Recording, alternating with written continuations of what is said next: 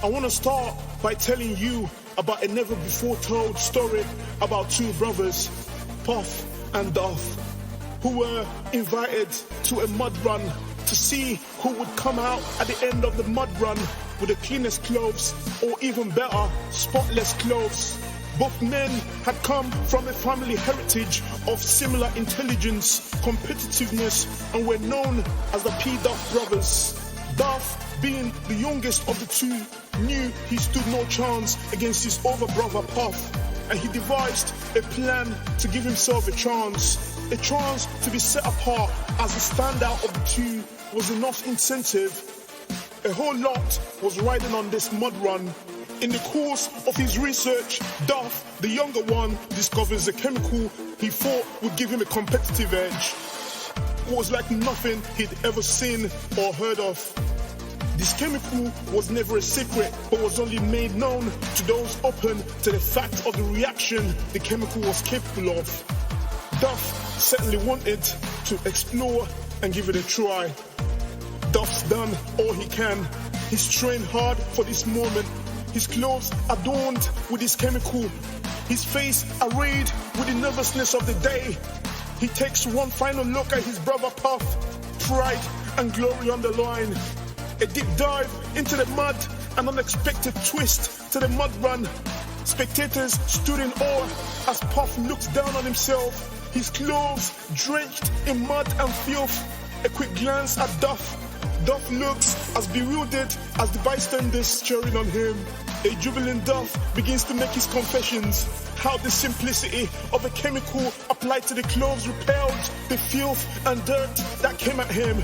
That he could practically immerse in the most unforgivable of garbage, but yet come out clean.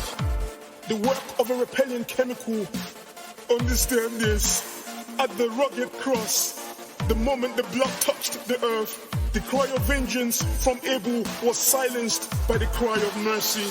As the chemicals from Duff's clothes kept him from all the filth and dirt of the mud, so also the blood of Jesus repels all the filths and dirts that this world has thrown at us in the past, present, and in the future. Forgiveness is the gift handed over to humanity over 2,000 years ago, and it still works effectively for us today, so that we can forgive ourselves of the past, the present, and the future dirts. This is the gift of freedom. Duff knew he had an advantage over his brother, so also the very first time we welcome Jesus, we can be confident that we've got the advantage over sin, because forgiveness has come and will always be given freely. Understand this. Our ability to forgive ourselves when we've stepped out of line and have gotten our hands soaked in mud is a measure of the true faith we've received, knowing fully well that we have in us a repellent that constantly repels our weaknesses. This is the blood.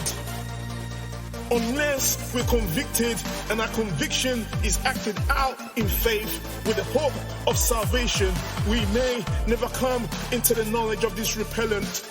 The result of ignorance is a constant cry of vengeance. Should ignorance continue to persist as an excuse for bad behavior? Rather not. So we rise to start our day each morning positively confessing, I'm forgiven, I'm free, I'm forgiven, I'm free.